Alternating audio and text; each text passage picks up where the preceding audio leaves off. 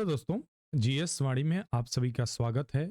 मैं यश चंद्रा। कल किसी तकनीकी समस्या की वजह से वीडियो नहीं बन पाई थी रात में, इसलिए कल आपको वीडियो नहीं मिल पाई, उसके लिए खेद है मुझे। और आज चूंकि हमने इस समस्या का समाधान लगभग निकाल लिया है, तो कोशिश कर रहा हूँ कि आप तक वीडियो फिर से कंटिन्यू पहुंचने लगे। तो आज की कक्षा में इसमें हम देखने वाले हैं प्रत्यय और संधि भी आज देखेंगे। चलिए देखते हैं प्रत्यय क्या होते हैं, कितने प्रकार के होते हैं और ये किसी शब्द में लगने के बाद कैसे उसके अर्थ में परिवर्तन करते हैं। ये किसी शब्द में पहले लगते हैं या बाद में लगते हैं, यह भी एक प्रश्न बनता है। तो चलिए शुरू करते हैं। प्रत्यय उन शब्दांशों को कहते हैं जो शब्द के अंत में लगकर, ध्यान रखिएगा, शब्द के अंत में लगकर शब्द का अर्थ परिवर्तित कर देते हैं। मतलब इनमें इतनी कैपेबिलिटी होती है कि ये किसी भी शब्द के अंत में लगने के बाद उसके अर्थ में परिवर्तन ला देते हैं। उदाहरण के तौर पर जैसे देखते हैं पन प्रत्यय। पन प्रत्यय से बने शब्द कुछ होते हैं जैसे लड़कपन। तो यहाँ जो पन है यह अर्थ बदल रहा है कि नहीं, बचपन, यह पन आ गया। अब देखते हैं कि इसके दो भाग हैं प्रत्यय के। इसे दो भागों में बांटा जा सकता है। एक को कहते हैं कृदंत या कृत प्रत्यय और दूसरा होता है तद्धित प्रत्यय। जब बात करते हैं कृदंत प्रत्यय की, तो ऐसे प्रत्यय जो किसी क्रिया या धातु के अंत में लगते हैं, ध्यान रखिएगा, जो किसी क्रिया या धातु के अंत में लगते हैं वे कृदंत प्रत्यय कहलाते हैं। उदाहरण के लिए देख लेते हैं कुछ प्रत्ययों को। जैसे अन प्रत्यय है, अन किस में लगा, नय में, तो क्या बन गया, नयन। सह है, सह में लगा अन, सहन। गम में गमन। शिक्ष में, सिक में शिक्षण हो गया। भाष में भाषण हो गया। और तव्य प्रत्यय, कर्तृ में कर्तव्य। उक प्रत्यय भिक्षुक। अक प्रत्यय से बने शब्द गायक, पाठक, चालक, लेखक, पूजक। इत प्रत्यय में देखते हैं अगर, तो पठित, लिखित। अनीय प्रत्यय दर्शनीय, पूजनीय, श्रवणीय, पठनीय और रमणीय। ये क्या है, कृदंत प्रत्यय के उदाहरण है। कुछ और उदाहरणों को देख लेते हैं यहाँ पर। जैसे ओढ़ प्रत्यय, ओढ़ लगता है, तो ओढ़ लगेगा तो क्या बनेगा, हसोड़ जैसे। आई, लड़ाई। कभी कभी क्या होता है किसी भी बड़ी बड़ी परीक्षाओं में, जैसे अभी कुछ दिनों पहले आर्मी की परीक्षा हुई, उसमें भी बहुत अच्छा जो है इस तरह के शब्दों का प्रयोग ज़्यादा वहाँ प्रश्न देखे गए। इसके अलावा आप केवीएस वगैरह का एग्जाम अगर दे रहे हो तो वहाँ भी इस तरह की परीक्षाओं में ये प्रश्न पूछे जा रहे हैं। कई सारे परीक्षाओं में प्रत्यय से एक दो प्रश्न आने तय होते हैं। औती, मनौती, बपौती, अड़ौती। आन प्रत्यय में चढ़ान, उड़ान, मिलान, उफान, लगान, सम्मान, भुगतान। आनी, मथानी। आवट, रुकावट, सजावट, लिखावट, मिलावट, थकावट। देखिए इस तरह के प्रत्ययों को याद करने की आवश्यकता ही नहीं है। यदि आप साहित्य का अध्ययन करते हैं, हिंदी साहित्य पढ़ रहे हैं, कहानी, उपन्यास, कुछ भी अगर आप पढ़ रहे हैं निरंतर, तो ऐसे शब्द आपके शब्दकोश में स्वतः ऐड होते चलते हैं, शामिल होते चले जाते हैं। उनके लिए आपको अतिरिक्त प्रयास की आवश्यकता ही नहीं पड़ेगी। लेकिन समस्या यहां आ रही है कि हम आप में से बहुत सारे लोग ऐसे हैं जो ना ही हिंदी ठीक से बोलते हैं, ना ही अंग्रेजी ठीक से बोलते हैं। ऐसी परिस्थिति में क्या होता है कि उनके पास खिचड़ी शब्दकोश तैयार होता है। तो जब खिचड़ी शब्दकोश होगा आपके पास, तो जब भी आप भाषा प्रयोग में ला रहे होंगे, उस दौरान आपके पास शब्द ही नहीं आएगा हिंदी का, उसकी जगह अंग्रेजी के शब्द आ जाएंगे। जब भी आपको कुछ कहना होगा, आप वहां रुकावट के बजाय बैरियर बोल देंगे, वहां ब्रेक बोल देंगे। ठीक है, तो कहने का मतलब क्या है कि जब आप अभ्यास में इन शब्दों को लाएंगे, तभी जाके आप इनको याद रख पाएंगे ज्यादा समय के लिए। आकू, पढ़ाकू, लड़ाकू, उड़ाकू। ऐरा, लुटेरा, चितेरा, लिखेरा। अब देखते हैं आक प्रत्यय में, जैसे तैराक, उड़ाक, पैराक इत्यादि। इस तरह इतना आसान नहीं आएगा, प्रश्न आएगा थोड़ा सा जटिल बना के देंगे, लेकिन यह मान के चलिए कि जो सिद्धांत है यही काम करने वाला है। नी, चटनी, छलनी, जन्नी, सुंघनी, भरनी। आ, बैठा। तो यह हमने क्या देखा, हमने यहां पर हमने कृदंत प्रत्यय देखा। कृदंत प्रत्यय, उसके अलावा कृदंत के जो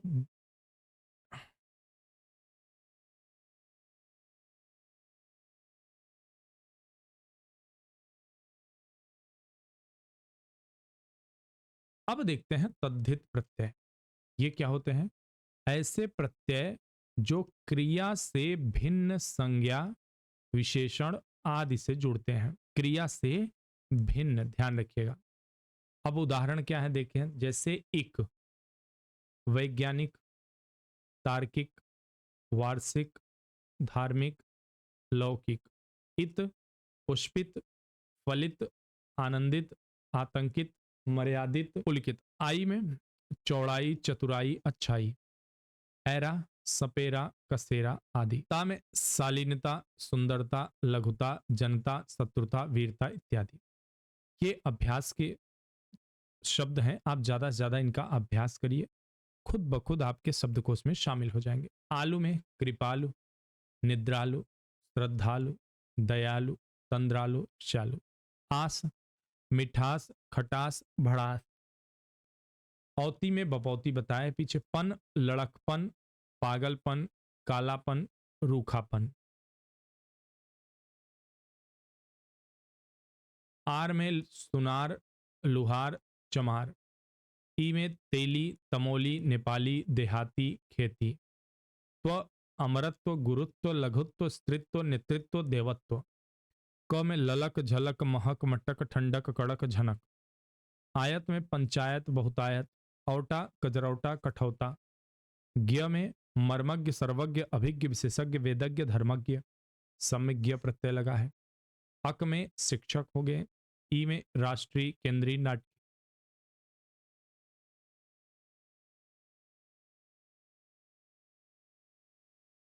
तो ये यहां पर प्रत्यय हो गए और प्रत्यय समाप्त हो गए। दो ही प्रत्यय हैं, इन्हीं से प्रश्न आएंगे और उदाहरणों से ज्यादातर पूछे जाएंगे। अब हमारा अगला चैप्टर क्या होने वाला है? संधि। अगले अध्याय में हम संधि को देखने वाले हैं।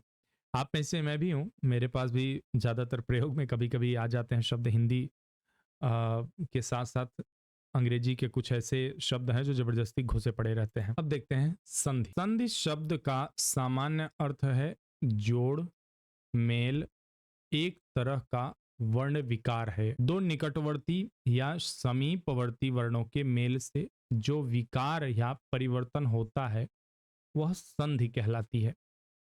वहीं संधि के नियमानुसार मिले वर्णों को पुनः मूल अवस्था में ले जाने की क्रिया को संधि विच्छेद कहा जाता है। ठीक है, यानी कि उसे अलग करना।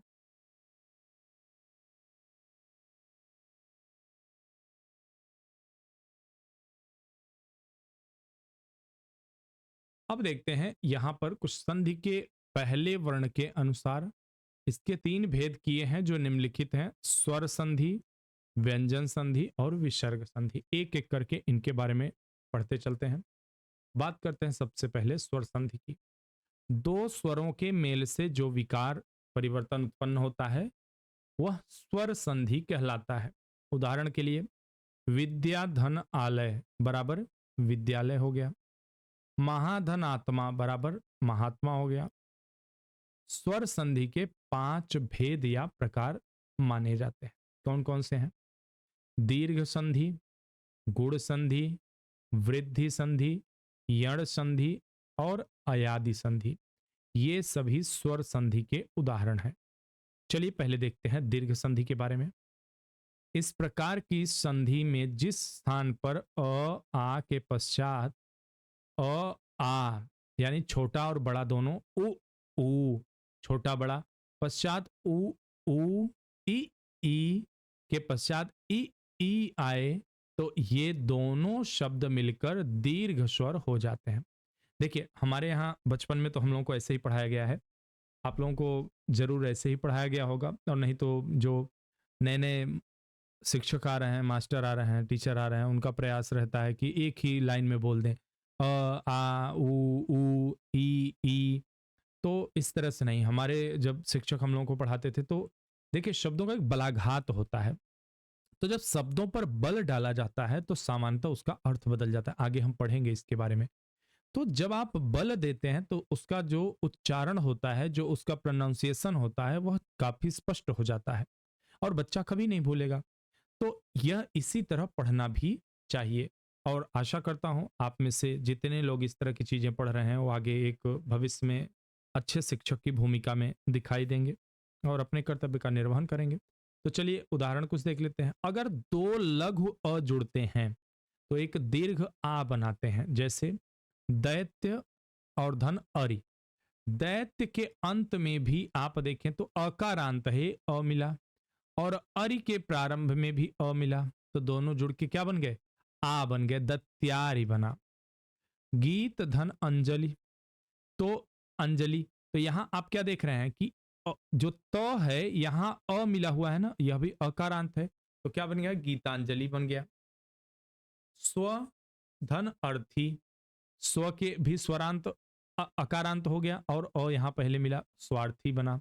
मत अनुसार मतानुसार, परम अर्थ परमार्थी, प्र अंगन प्रांगण, पीतंबर पीतांबर, आम आशय। अब यहां देखिए थोड़ा सा बदल गया, एक छोटा अ और एक बड़ा आ, फिर भी बनाएंगे बड़ा आ ही। आम आशय आमाशय, आर्य आवर्त आर्यावर्त, गर्भ आशय गर्भाशय, भ्रष्ट आचार भ्रष्टाचार, हास्य आस्पद हास्यास्पद इत्यादि। लेकिन अब आप कहेंगे कि मान लीजिए अगर पलट जाए तब, अगर इस तरफ बड़ा आ जाए इस तरफ छोटा, तब तो भी बड़ा आ ही आएगा, और अगर दोनों बड़े हों तो भी बड़ा आ ही होगा। तो इस प्रकार से ये इसमें देखा गया कि अगर चार तरह से ये स्वर मिलते हैं तो क्या उनमें परिवर्तन आएगा। निशा अंत निशांत, सत्ता अंतरण सत्तांतरण, परीक्षार्थी परीक्षार्थी, रचना अवली रचनावली, दिशा अंतर दिशांतर, सुधा अंशु सुधांशु, इस तरह से बनते जाएंगे। अब देखते हैं ई का कैसे होगा जब छोटी ई और छोटी ई दोनों हों, एक तरफ छोटी फिर दूसरी तरफ छोटी, तो बड़ी ई कैसे बन रही है? देखिए, रवि धन इंद्र रविंद्र, यह ईकारांत शब्द है, रवि ध्यान रखिएगा। मैंने पहले अभी देखा अकारांत, अब यह ईकारांत हो गया। मुनि धन इंद्र मुनीन्द्र, अभिधन इष्ट अभीष्ट, कविधन इंद्र कविंद्र, अति धन ईव अतीव। अगर एक तरफ छोटी ई और दूसरी तरफ बड़ी ई हो तब क्या करेंगे? तब भी यही समीकरण बनेगा। ठीक है, इसे अभिधन इप्सा अभिप्सा, मुनिधन ईश्वर मुनीश्वर, अधिधन इक्षण अधिक्षण इत्यादि। यही रूप यहां पर भी आपको दिखाई देगा। अब देखते हैं अगर बड़ी ई एक तरफ हो एक तरफ छोटी ई, वही समीकरण जो अ और आ के बीच देखा गया, तो क्या बनेगा? सची धन इंद्र सचींद्र, महती धन इच्छा महतीक्षा, लक्ष्मी धन इच्छा लक्ष्मीक्षा, यति धन इंद्र यतीन्द्र, योगी धन इंद्र योगींद्र, नारी धन ईश्वर नारीश्वर, रजनी धन ईश रजनीश, नदी धन ईश्वर नदीश्वर, जानकी धन ईश जानकीश इत्यादि। यही यहां पर भी काम करेगा नियम। जब वहां पे दोनों पक्षों में छोटा ऊ हो, या एक छोटा ऊ दूसरा बड़ा ऊ, या एक बड़ा ऊ और छोटा ऊ हो, तो भी यही कार्य करेंगे। भानु धन उदय भानुदय, गुरु धन उपदेश गुरुपदेश, लघु धन उत्तम लघुत्तम, भानुधन उदय भानुदय, सिंधु धन ऊर्मी सिंधूर्मी, लघु धन ऊर्मी लघूर्मी, साधु धन ऊर्जा साधूर्जा, धातु धन उष्मा धातुष्मा, भू ऊपरी भूपरि, वधु उपकार वधूपकार, भू उत्सर्ग, वधोत्की वधोक्ति, भूद्धार बुद्धार, वधुधन ऊर्मी वधूर्मी, सरयू प्लस ऊर्मी सरयूर्मी, भूधन ऊर्ध्व भूधर भूध्वर्व, भूधन उष्मा भूष्मा, भूधन ऊर्जा भूर्जा, इस तरह बनेगा। अब देखते हैं गुण संधि के बारे में। यहां गुण संधि स्वर संधि का ही एक रूप है। दीर्घ से यह अलग है। दीर्घ में क्या था? कुछ भी आप जोड़िए वह दीर्घ हो जाता था, लेकिन यहां क्या होगा? यहां आप देखेंगे कि इसमें गुण की वृद्धि हो रही है। गुण की यहां वृद्धि होगी। एक तरह से समझने का ट्रिक आपको बता रहा हूं, गुण की वृद्धि हो जाती है। इस प्रकार की संधि के द्वारा यदि किसी स्थान पर अ छोटा अ या बड़ा आ के पश्चात छोटी ई या बड़ी ई आए तो दोनों मिलकर ए हो जाता है। इसी प्रकार यदि छोटा अ बड़ा आ के पश्चात ऊ आए तो वहां दोनों मिलकर ओ एवं अ और आ के पश्चात री आए तो दोनों मिलकर अर हो जाता है। नियम को बहुत ध्यान से सुनिए। कभी कभी वीडियो को आप रिवर्स थोड़ा सा पीछे कर लिया करिए और फिर से सुन लिया करिए वही चीज। ठीक है, तो इससे क्या होगा, आपको याद जल्दी हो जाएगा। अब यहां देखेंगे कि अ और ई दोनों लघु हैं, दोनों हैं, और ये निर्माण कर रहे हैं ए का। जैसे भारत धन इंद्र आया तो क्या हुआ, भारतेंद्र बना, या इंदु होता तो भारतेंदु बन जाता। ठीक है, पुष्प धन इंद्र तो पुष्पेंद्र बन गया यहां पर। मानव धन इंद्र मानवेंद्र बना यहां पे, तो ए का निर्माण हो रहा है ना, यह ए आ रहा है ना, आप देख रहे हैं ए ए ए। ठीक है, ए ए ए ए ए इस तरह बन रहा है ना। अगर अ और बड़ी ई आए तब क्या होगा, तो भी ए का ही निर्माण होगा। वहां पहले देखिए नियम में क्या कहा गया, यहां कहा जा रहा है ना कि अ छोटा अ या बड़ा अ के पश्चात छोटी ई या बड़ी ई आए तो दोनों मिलकर ए हो जाएंगे। तो यह तो ए वाला नियम रहा। आप यहां और देखें, राजा धनेन्द्र राजेंद्र, यथा इक्षा यथेक्षा, सुधा इंदु सुधेंदु, रसना इंद्र रसेंद्रिय, रमा ईस रमेश, राका ईस राकेश। अब अगर अ और उ आए तो क्या होगा, अभी तक हमने ये तो देख लिया कि अगर अ आता है एक तरफ ई आती है तो हमने देखा, या ई आती है तो देखा। लेकिन अगर यहां पर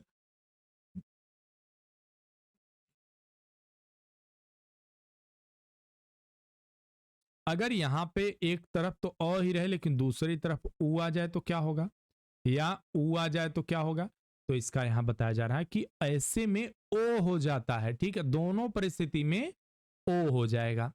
प्राप्त उदक प्राप्तोदक, मानव धन उचित मानवोचित, ज्ञानोदय ज्ञानोदय, हित उपदेश हितोपदेश, रोगोपचार रोगोपचार, सह उदर सहोदर, पर उपकार परोपकार, परम उत्सव परमोत्सव, समुद्र धन ऊर्मि समुद्रोर्मि, प्रऊढ़ प्रौढ़, जल उर्मि जलोर्मि, नव ऊढ़ा नवोढ़ा, सूर्य उष्मा सूर्योष्मा इत्यादि। चाहे वो बड़ा आए चाहे छोटा, सब में यहां ओ ही होगा। तो आप यहां समझ सकते हैं, महा उत्सव महोत्सव, गंगा उदय गंगोदय, यथाउचित यथोचित, महाउदय महोदय, दया उर्मि दयोर्मि, महाऊर्जा महोर्जा, महाउष्मा महोष्मा। अब देखते हैं अर का, यानी कि कह रहे हैं कि अगर अ आए या आ आए तब तो ठीक है यहां तक, लेकिन उसके बाद अगर री आ जाए, अब समस्या यहां खड़ी हो गई कि भाई अभी तक तो हमने देखा कि अगर आ या अ के साथ अगर ई या बड़ी ई या यहां पर आ रहा था तो हम कैसे बना रहे थे, आपने यहां देखा, या ऊ आ रहा था, लेकिन जब ये री आ रहा है तो कैसे बनाएंगे। तब यहां देखना क्या है कि कह रहा है कि यहां अर हो जाएगा। अगर आपके साथ अ और आ दोनों के साथ री आ रहा है तो आप चुपचाप अर कर दीजिए। जैसे देव और ऋषि, देव के अंत में क्या है, अकारांत शब्द है, अ यहां आया, ऋषि री पहले आ गया, दोनों मिलकर देवर्षि हो जाए, देवर देवर्षि देवर्षि, और सुनाई दे रहा है ना बीच में। कण्व धन ऋषि, कण्व धन ऋषि का कण्व क्या है, अकारांत है, तो क्या हो गया, कण्वर्षि हो गया। सप्त में क्या है, अकारांत वही सप्तर्षि। अब अगर आ होगा तो कैसे, महा है और ऋषि तो महर्षि हो जाएगा, राजा है ऋषि राजर्षि हो जाएगा। तो इस तरह से अगर री आ रहा है आपके दूसरे पद में तो उसका इस तरह आप प्रयोग कर सकते हैं। चलिए अब आगे बढ़ते हैं वृद्धि संधि की ओर।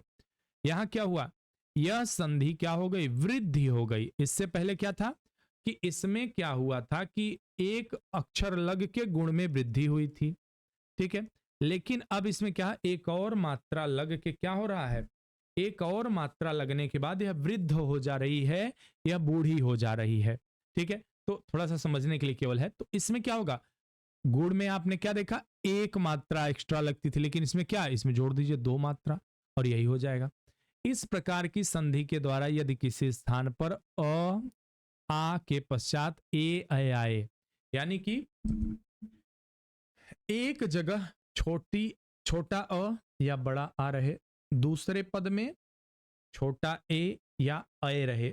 छोटा बड़ा भी पढ़ते हैं इसलिए मैंने बोल दिया, हालांकि ये ए और आई पढ़ा जाता है, ठीक है।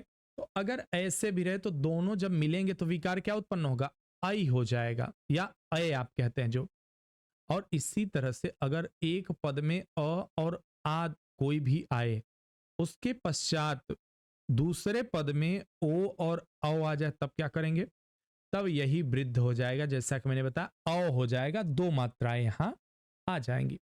तो उदाहरण के लिए आप क्या देखेंगे, यहां पे उदाहरण के तौर पे देखिए क्या दिखाया जा रहा है कि जब अ है, यहां पर देखिए, यहां पे अ है और यहां पे ए है, तो दोनों मिलके क्या बन रहा है, अय बन रहा है ना। तो लोक अकारांत शब्द है, यहां अ है और यह पहला अक्षर अय ए है, तो क्या हो गया, यहां अय बनेगा लोकेशणा। क्या बनेगा, लोकेशणा। शुभ धन एशी, यहां पे क्या है, यहां पे आप देख रहे हैं तो अकारांत है और यह ए है, तो शुभैषी बन जाएगा। वित्त धन एषणा, वित्तैषणा हो गया। दिन धन एक, दिनैक हो गया। धन धन एशी, धनैषी। एक धन एक, एकैक बन जाएगा, एकैक। अगर अ है और दूसरी तरफ अय है तब क्या होगा, तो भी अय ही आएगा। जैसे मत और ऐक्य, अगर दोनों शब्द अलग अलग हैं तो जब आप जोड़ के बनाएंगे तो क्या बनेगा, मतैक्य बनेगा। मतैक्य भी कहीं कहीं पढ़ेंगे। देव ऐश्वर्य, देवैश्वर्य, देवैश्वर्य हो जाएगा। विचार ऐक्य, विचारैक्य। विश्व ऐक्य, विश्वैक्य। नव ऐश्वर्य, नवैश्वर्य, ये बनेंगे। अब अगर आ जाए तब क्या करेंगे, और तो अय होगा। जैसे सदा धन एव सदैव, तथा धन एव तथैव। ये बहुत ही घिसे पीटे उदाहरण है, पता नहीं कितनी दफा पूछा जा चुका है, आप देखे होंगे परीक्षाओं में, छोटी मोटी परीक्षाओं में। एकदा, एकदा, एकदा धन एव एकदैव। वसुधा एव वसुधैव। महाधन ऐश्वर्य, महेश्वर्य। रमाधन ऐश्वर्य, रमेश्वर्य। तो ये बनेंगे यहां पर। अब देखते हैं अ और ओ अगर आ रहे हैं तब किसमें बदलेगा, औ में बदलेगा, औ में बदलेगा। अ और औ आए तो औ में बदलेगा। उदाहरण के तौर पर परम ओजस्वी, परमोजस्वी। जल ओक, जलौक। उष्णोदन, उष्णोदन। अधर ओष्ठ, अधरोष्ठ। वन औषधि, वनौषधि। प्रौद्योगिकी, प्रौद्योगिकी। जल औषधि, जल औषधि। मंत्र औषधि, मंत्र औषधि। अब अगर आ और ओ आए तब क्या, तो भी वही आएगा, वही विकार उत्पन्न होगा। महाधन ओज, महोज। महाधन ओजस्वी, महोजस्वी। महाधन औषधि, महौषधि। ये इस तरह के शब्द बनेंगे। अब देखते हैं यण संधि के उदाहरण क्या है। जब बात करते हैं यण संधि के बारे में, इस प्रकार की संधि के द्वारा यदि ई, ई, उ, ऊ, री के पश्चात, यानी कि छोटी ई, बड़ी ई, छोटा ऊ तथा री के पश्चात कोई स्वर आए तो वहां पर छोटी और बड़ी ई का य हो जाता है, ठीक है। यहां पर य हो जाएगा। और इसको अगर थोड़ा सा और आसान भाषा में समझाने का प्रयास करूं तो यह निश्चित रूप से मान के चलिए, इसमें बीच में एक आधा शब्द जरूर आएगा, ठीक है। एक यहां पर आधा शब्द जरूर आता है, इसकी पहचान है, जान लीजिए, यण संधि वहां जरूर होगी। इसी प्रकार छोटा उ बड़ा उ का व हो जाता है और री का र हो जाता है। उदाहरण के तौर पर देखिए, जैसे पहले देखते हैं, अगर दोनों पदों में पहले पद में ई आए और दूसरे में अ आए और य हो जाएगा तो कैसे आएंगे उदाहरण। री, रीति धन अनुसार, रीत्यानुसार।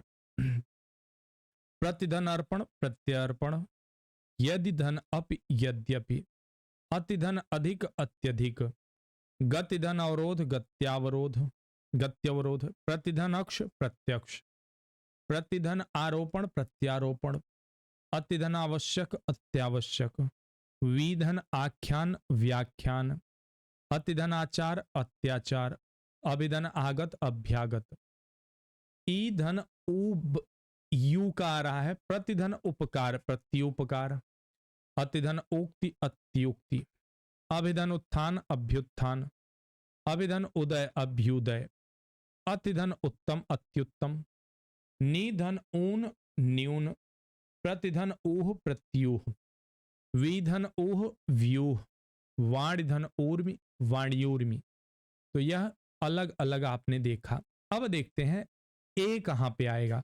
जब ई और ए मिलेंगे तो ये बनेगा प्रतिधन एक प्रत्येक, अधिधनेषणा अध्येषणा, देवी धन अर्पण दिव्यर्पण, देवी धन अर्थ दिव्यर्थ। ई और आ जब मिलेंगे तो या बनेगा देवी धन आगम दिव्यागम, देवी धन आलय दिव्यालय, सखी धन आगम सख्यागम, देवी धन उक्ति दिव्योक्ति, नारी धन उचित नार्योचित। अब कहां पर वो आएगा विकार के स्वरूप, यह देख लेते हैं। अच्छा, एक चीज देखा आपने कि हर जगह आधा अक्षर जरूर आया है, ठीक है, तो यह ध्यान रखिएगा। तनुधन अंगी तन्वंगी, मनुधन अंतर मनवंतर, अनुधन अय अन्वय, सुधन आगत स्वागत, अनुधन आदेश अन्वादेश, साधु आचरण साध्वाचरण। कहां पर वी आएगा, जब ऊ और ई मिल जाए तब क्या होना है, अनुधन इच्छा अन्विक्षा, अनुधरीक्षण अन्वीक्षण। ऊ और अय आए तो वय बनेगा, जैसे वधुधन ऐश्वर्य वध्वस्वर। ऊ और ए मिले जब तो वे कहां बनेगा, अनुधन एषण अन्वेषण इत्यादि। यह आप देख लेंगे जब पीडीएफ आपको मिल जाएगा तो ये सारी चीजें बड़ी आसानी से आप बार बार रिवीजन कर लीजिएगा और वीडियो जरूर सुनते जाइएगा। ध्यान रखिएगा, अगर आपको मिल रहा है पीडीएफ तो इसका ये मतलब नहीं कि आप लोग केवल पीडीएफ पे डिपेंड हो जाइए कि पीडीएफ तो मिलना ही है, वीडियो क्यों देखना। तो प्लीज रिक्वेस्ट है आप सबसे, वीडियो जरूर देखा करिए, पीडीएफ एक बोनस है आपके लिए उसके साथ में, ठीक है। तो चलिए आगे बढ़ते हैं। अब देखते हैं अर वाला, देख लें थोड़ा सा र वाला, ये थोड़ी सी आप सबके लिए समस्या पैदा करता है। री धन अ अगर जाए जैसे पितृ, यहां ध्यान रखिएगा इसी री का प्रयोग हुआ है। डीएसएसबी में 2018 में प्रश्न पूछा गया है डीएसएसबी में कि निम्न में किसमें री का प्रयोग हुआ है, री का प्रयोग हुआ है। उसमें था मातृ था और जो है और भात्र, कुछ ऐसे ऐसे शब्द प्रयोग किए गए थे, मुझे याद नहीं आ रहा कंफर्म, उसमें पूछा गया था, तो यह भी आपको पता होना चाहिए। तो पितृ धन अनुमति पित्रानुमति, री कहां होगा, मातृ इच्छा मातृक्षा, पितृआज्ञा पित्राज्ञा, पितृधन उपदेश पित्रोपदेश। अब देखते हैं अयादि संधि के बारे में। इस प्रकार की संधि के द्वारा यदि ए अय ओ अथवा औ के पश्चात कोई भिन्न स्वर आए, ध्यान रखिएगा कुछ भी आए उसके बाद, लेकिन पहले में क्या आना चाहिए, ए अय ओ और औ कोई होना चाहिए। तो इनके स्थान पर क्रमशः ध्यान रखिएगा, ए जहां होगा वहां अय हो जाएगा, अय जहां होगा वहां आय हो जाएगा, और ओ जहां होगा वहां औ हो जाएगा, और जहां औ रहेगा वहां आव हो जाएगा। तो यह क्रम से बदलेंगे, ध्यान रखिएगा। मैं यहां हटा दे रहा हूं, आप हो सकता है अगर देखने में थोड़ा सा रुचि लें तो देखिए मैंने हटा दिया, आप इसे फिर से पढ़ सकते हैं। ए अय ओ औ के पश्चात अगर कोई भी भिन्न स्वर आए तो क्रमशः बदलेंगे। ए जो बदलेगा अय में बदल जाएगा, अय जो बदलेगा वो आय में बदल जाएगा, ओ जो बदलेगा वो आव में बदल जाएगा, और औ जो बदलेगा वो आव में बदल जाएगा। जैसे उदाहरण के तौर पर देखते हैं, ने धन अन नयन, अय यहां हो गया। से धन अन सयन, अय हो रहा है, ध्यान रखिए। गय धन अक, आय में बदल रहा है गायक। नय धन अक नायक, तो ये बदल रहा है साफ साफ। यहां आई में बदलेगा, देखिए कैसे, नय धन इका नायिका, गय धन इका गायिका।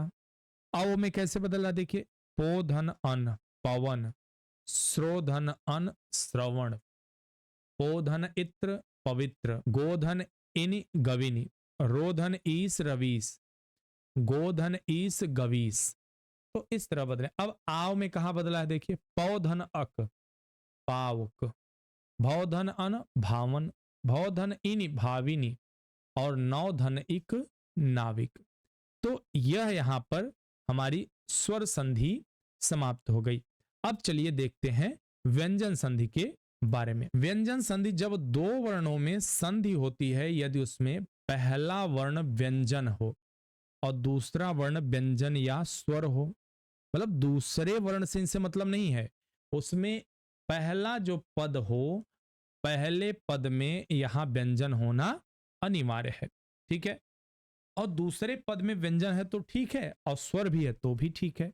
तो इनके मिलने से जो परिवर्तन आएगा वह व्यंजन संधि कहलाएगा। जैसे वाक धन ईस, ध्यान रखिएगा हलंत लगा है, इसका अर्थ क्या पता चल रहा है कि यहां स्वर नहीं है, यह व्यंजनांत शब्द है, ठीक है। ईश तो क्या बन गया, वागीस बन गया, विकार आ गया। आप कहेंगे ग कहां से आ गया, तो जब आप इसके नियम पढ़ेंगे, इसके नियम थोड़े जटिल होते हैं और कहीं कहीं क्या होता है भ्रमात्मक भी होते हैं, इसलिए बड़ी सावधानी से पढ़िएगा।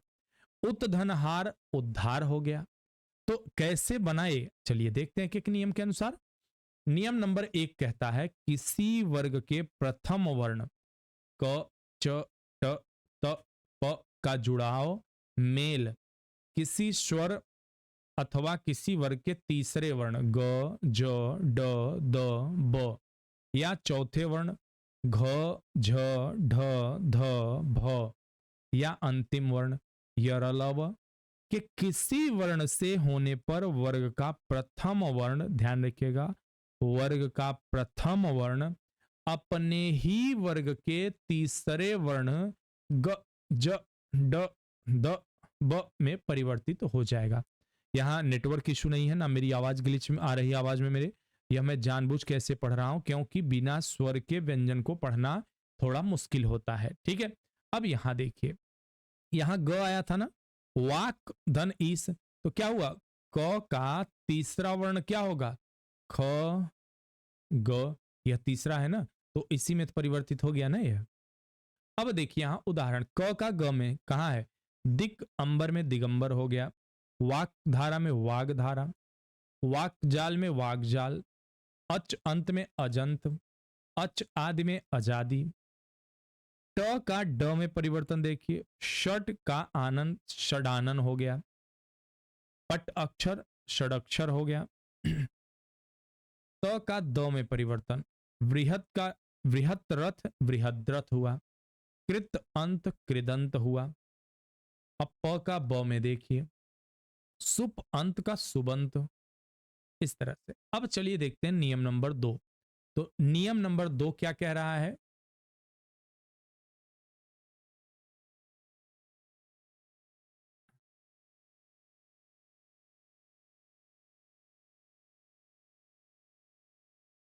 नियम नंबर 2 के अनुसार यदि किसी वर्ग के प्रथम वर्ण, ध्यान रखिएगा प्रथम वर्ण की बात कर रहे हैं, तो 5 वर्गों में क, च, ट, त, प में का जुड़ाव किसी अनुनासिक वर्ण केवल न और म से हो, तो ऐसी स्थिति में उसके स्थान पर उसी वर्ण का पांचवां वर्ण हो जाता है। जैसे अंग, य, ण, न, म। अब यहां इसका प्रयोग देखते हैं करके, तब समझ अच्छे से आएगा। उत धन मत्त उन्मत्त हुआ, चित्त धनमय चिन्मय, ध्यान रखिएगा। उत धन घाटन उद्घाटन, सत धन नारी सन्नारी, जगत धननाथ जगन्नाथ, ध्यान रखिएगा। नियम पढ़ेंगे ध्यान से, मैंने पहले बताया था, तो बड़ी आसानी से समझ आ जाएगा, बहुत ईजी है। नियम नंबर 3 क्या कह रहा है, जब किसी ह्रस्व स्वर अथवा आ दीर्घ का जुड़ाव मेल छ से होना हो, तो ऐसी स्थिति में छ से पहले च जोड़ दिया जाता है। जैसे अनु धन छेद अनुच्छेद, स्वच्छंद स्वच्छंद, तो यहां च जोड़ दिया गया ना। अब नियम नंबर 4 देखते हैं। नियम नंबर 4 क्या कहता है, यदि त वर्ण के बाद च अथवा छ वर्ण हो, तो ऐसी स्थिति में त वर्ण का च वर्ण में परिवर्तन हो जाता है। जैसे जगत छाया का जगत छाया हो गया, उच्चरित का उच्चरित हो गया। उसके अलावा यदि त वर्ण के बाद ज अथवा झ वर्ण हो तो ऐसी स्थिति में त वर्ण का ज वर्ण में परिवर्तन हो जाता है। जैसे उत धन ज्वल का क्या हो जाता है? उज्ज्वल। बहुत सारे लोग बहुत ज्यादा गलतियां करते हैं, तो इसमें उज्ज्वल शब्द सामान्य है। ध्यान रखिएगा, दो आधा ज यहां मिलते हैं। सत धन जन क्या हो जाएगा? सज्जन हो जाएगा। यदि त वर्ण के बाद ट अथवा ड वर्ण हो तो ऐसी स्थिति में त वर्ण का क्रमशः ट और ड में परिवर्तित हो जाता है। जैसे उत धन डयन, उड्डयन। वृहद धन टीका, वृहद टीका। यदि त वर्ण के बाद ल वर्ण आए तो ऐसी स्थिति में त वर्ण ल वर्ण में परिवर्तित हो जाता है। जैसे उत धन लेख, उल्लेख। उत धन लास, उल्लास। तत धन लीन, तल्लीन इत्यादि। यदि त वर्ण के बाद श वर्ण आए तो ऐसी स्थिति में त वर्ण का च वर्ण में, श वर्ण का छ वर्ण में परिवर्तन हो जाता है। कैसे? सतधन शास्त्र क्या हो जाता है? सच्छास्त्र हो जाएगा। उत्धन श्रृंखल का उत्श्रृंखल हो जाएगा। सतजन शासन सच्छासन हो जाएगा। यदि त वर्ण के बाद ह वर्ण हो तो त वर्ण का द वर्ण में एवं ह वर्ण का ध वर्ण में परिवर्तन हो जाएगा। जैसे उत धन हत, उद्धत। तत् धन हित, तद्धित। अब नियम नंबर 5 देखते हैं। नियम नंबर 5 के अनुसार जब कभी री शब्द री र श वर्ण के बाद यदि न वर्ण आए तो ऐसी स्थिति में न वर्ण का ड़ वर्ण में परिवर्तन हो जाता है। जैसे प्रमाण, प्रमाण।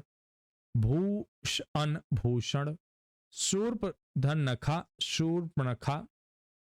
नियम नंबर 6 क्या कहता है?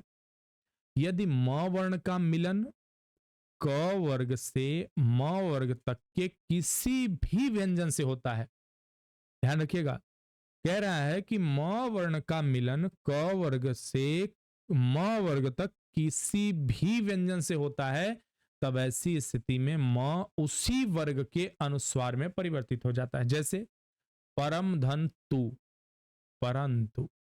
सम धन कलन, संकलन। यदि म वर्ण का मिलन य र ल व श श स ह वर्णों से हो तो ऐसी स्थिति में म हमेशा अनुस्वार ही रहता है। जैसे समधन विधान क्या हो जाएगा? संविधान। समधन योग क्या हो जाएगा? संयोग हो जाएगा। यदि म वर्ण के बाद म वर्ण आए तो ऐसी स्थिति में म वर्ण में कोई परिवर्तन नहीं होता। जैसे सम्मति, सम्मति। सम्मान, सम्मान। तो यह जो है, इतना नियम आपने देख रहे हैं आप, यह कितना जटिल होता है। तो आप यह इसको बहुत ध्यान से पढ़िएगा। एक बार अगर आपको स्पष्ट हो गया तो फिर कभी नहीं भूलने वाला। नियम नंबर 7 क्या कह रहा है? यदि स वर्ण से पूर्व पहले अ आ आए, वर्ण से भिन्न कोई अन्य स्वर आए, मतलब यदि स वर्ण से पूर्व अ और आ वर्ण से भिन्न कोई अन्य स्वर आए तो ऐसी स्थिति में स वर्ण का श वर्ण में परिवर्तन हो जाता है। जैसे सुसमा, सुषमा। विषम, विषम इत्यादि। तो चलिए यहीं पे आज अपनी कक्षा रोकते हैं, बहुत लंबी नहीं करते हैं क्लास। मिलते हैं कल की कक्षा में, और कल की कक्षा में पूरी तरह संधि समाप्त करेंगे। अगर आप हमारे चैनल पे नए हैं तो प्लीज चैनल को शेयर करिए, सब्सक्राइब कर लीजिएगा। मैं हर बार तो नहीं बोलता, लेकिन इतना है कि इसलिए बोल रहा हूं कि आप लोग आरओ यारो की परीक्षा आने वाली है। आप में से तमाम लोग ऐसे हैं जो आरओ यारो का पेपर देना चाहते हैं, और बहुत सारे लोग फॉर्म भरेंगे भी, अभी भरोसा है मुझे। तो अगर आप इस कक्षा को देख रहे हैं तो यकीन मानिए यह कक्षा आपके लिए बहुत लाभकारी होने वाली है। तो चलिए इसी के साथ कक्षा का अंत करते हैं। धन्यवाद।